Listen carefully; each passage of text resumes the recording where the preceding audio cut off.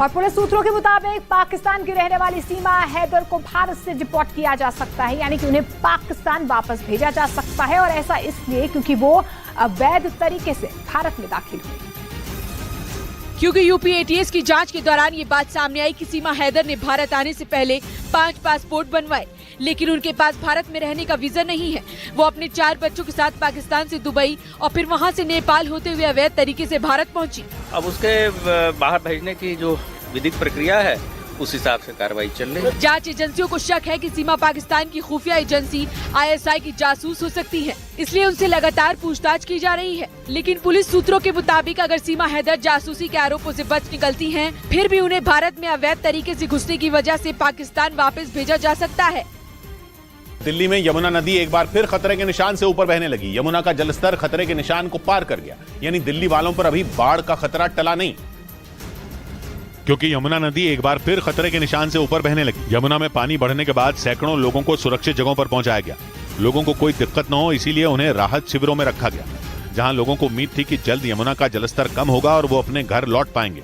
लेकिन जब एक बार फिर नदी में उफान आया तो लोगों के हौसले टूट गए। हालांकि इससे पहले यमुना का जलस्तर थोड़ा कम जरूर हुआ था, जिसके बाद दिल्ली वालों ने राहत की सांस ली। लेकिन अब एक बार फिर नदी खतरे के निशान को पार कर गई। उत्तर प्रदेश के बुलंदशहर में गंगा नदी में आई बाढ़ डराने लगी। नदी में पानी बढ़ने की वजह से कुछ लोगों के घर नदी में समा गए, जबकि किसानों की फसलें बर्बाद हो गई।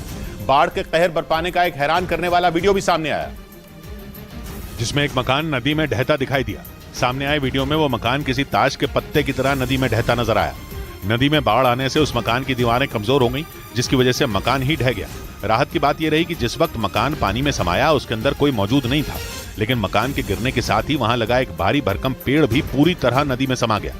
बुलंदशहर में गंगा नदी में आए उफान ने लोगों की मुश्किलें बढ़ा दी। लगातार नदी में पानी बढ़ने की वजह से लोग घर छोड़ने को मजबूर हो गए, जबकि किसानों की फसलें भी बर्बाद हो गई।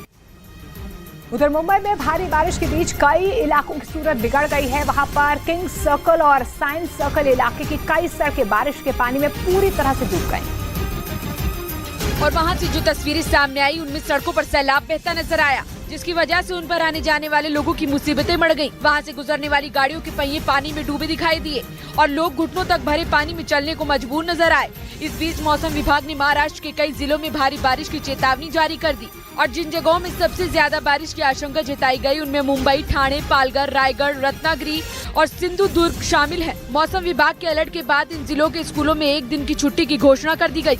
यूपी के मुरादाबाद में कुछ लड़कों का पुल से नदी में छलांग लगाने वाला एक वीडियो सामने आने के बाद प्रशासन सख्त हो गया और उनके खिलाफ एक्शन लेने के लिए पुलिस ने उनकी तलाश शुरू कर दी। क्योंकि जो वीडियो सामने आया उसमें कुछ लड़के रामगंगा नदी के ऊपर बने पुल से पानी में छलांग लगाते नजर आए, जिन्हें देखकर वहां खड़ा एक बच्चा भी उस नदी में कूद गया। इस दौरान वहां और भी बच्चे मौजूद थे जो उन्हें देख रहे थे।